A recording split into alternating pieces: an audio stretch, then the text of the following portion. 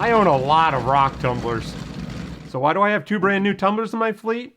Well, I get asked a lot to recommend tumblers. So a couple weeks ago, John Rowland from Highland Park Lapidary, he's the owner along with his brother Sherman. They started the business. He contacted me and asked if I'd like to review their new tumblers. I think these have been out for a little over a year, but they're fairly new. So I jumped at the chance. He said he'd send me a couple to take a look at. So I've looked at these online before and they look intriguing. I've actually had people ask about them specifically. So I thought this is a great chance to review more tumblers and then I can give better recommendations. So let's take a closer look at these. I just got these a couple of days ago, so I haven't had a chance to run a batch of rocks through them, but I was really excited about them and just wanted to show them to you right away. There will be a future video where I run a complete batch of rocks through them, so you can see that too. But look at these things. These are just heavy duty, and they're built like a tank, minus the guns, of course. But look at the thickness of the metal. This is stainless steel, by the way, and it is just solid.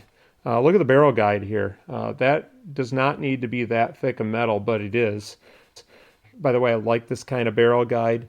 I have this on some other tumblers. I have it on my big homemade tumbler.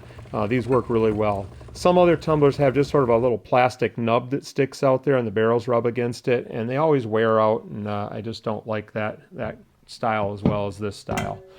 Another thing, on the bottom here, the feet are actually screwed on. One of my other tumblers, the feet are stuck on, and after a while they get oil on them because you're going to oil the bearings on this, and they fall off, and I've stuck new ones on a couple of times and they keep falling off, so I like that those are put on properly. The big one is similar, except everything's a little bit bigger. These shafts are bigger diameter because they're going to be holding more weight. And over here on the end of it, it has an on-off switch, which honestly isn't really necessary. I just leave mine running all the time, but it doesn't hurt to put it there. This is where the power cord plugs in. And then it has a speed control on this, which, you know, if you're a beginner, you probably just want to pick a speed and leave it there just so you don't have another variable. But as you get more advanced, you want to run something like maybe fluorite that's really fragile. You might want to slow down the speed. So you can do that just by turning a little knob here. Really handy. By the way, if you're wondering what speed I run my tumblers at, my big homemade tumbler, which I use mostly just for the rough stage, that runs at 46 RPMs for the smaller barrels and 32 RPMs for the bigger barrels. And that's pretty fast. I would not go any faster than that. Maybe a little bit slower would be safer. This one does not have the on-off switch or the speed control. But I'm told that the newer models, this is like the tail end of the last batch of them, but the newer models actually put a speed control on this one also. I don't know if there's a power switch. Like I said, it's not really necessary to have one anyhow. These older ones, you can change the speed. You just have to get down inside there and do it.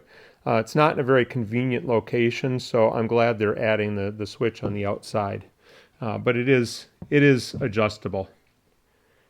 Here's one of the barrels. Has a brass nut. That's solid brass. It's not plastic like some other ones.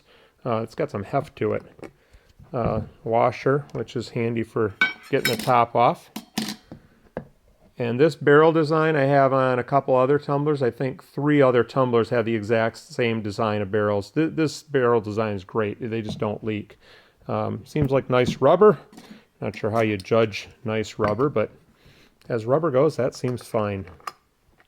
Okay, let's take a look under the hood. And when you look under there, you might notice there's something missing. Actually, there's several things missing. There's no pulleys and there's no belt. This is direct drive. So that is a very welcome addition. I don't know of any other tumblers that are direct drive like that. Belts are a pain because there's one tumbler brand that's known for breaking belts. Any tumbler with a belt, the belt's going to get loose. It's going to stretch out. You have to adjust it. I don't like belts, so this makes everything much simpler. This is a brushless DC motor, which John was very excited about. I always thought DC motors were like little cheap things, but the brushless DC motors are not cheap at all. These are used in things like cordless drills, and if you have a high-quality cordless drill, you'll know there's no lack of power there. They've even switched over one of their cab machines to use a brushless motor. This is the motor controller down here. There is a fan over on the side back here. But that's what allows this to be variable speed too. If you want to change the speed, there's actually a screw it's right down next to that. But like I said, the newer ones are going to have the speed control on the outside, so you don't have to get down there and try to fiddle around with that.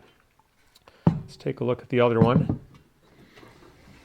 And as you might expect, oops, didn't expect that. Hold on. Had those loose, but not all the way. Here we go. I was going to say, you might expect that there's going to be a bigger motor in this, and it's quite a bit bigger. See the coupler there, how huge that thing is. But there's the big one. You can see the speed control is right here. There's a fan down there. I don't know if you can see in there. But those motors, from everything John told me, sounds like they're really good. By the way, although I haven't used one of these, my friend Jonathan has 3 of them. He has 2 of these smaller ones, and he has one that's kind of in between these sizes. And he's been running them for about a year with no problems at all. He said the motors run great. He's impressed with the power. I'm excited about these tumblers. These are really, really nice. Let's compare how much electricity the DC motor in this uses compared to the AC motor in this tumbler. This is running at 24 RPM, so I set that one to also run at 24 RPM so we can compare apples to apples. So this is measuring in watts. It's a little over 55 watts. And I pay, if I got this right, I think I pay 17 cents a kilowatt hour approximately. So at that rate, I'm paying $6.73 a month to run this tumbler. Not too bad. Let's check out the other tumbler.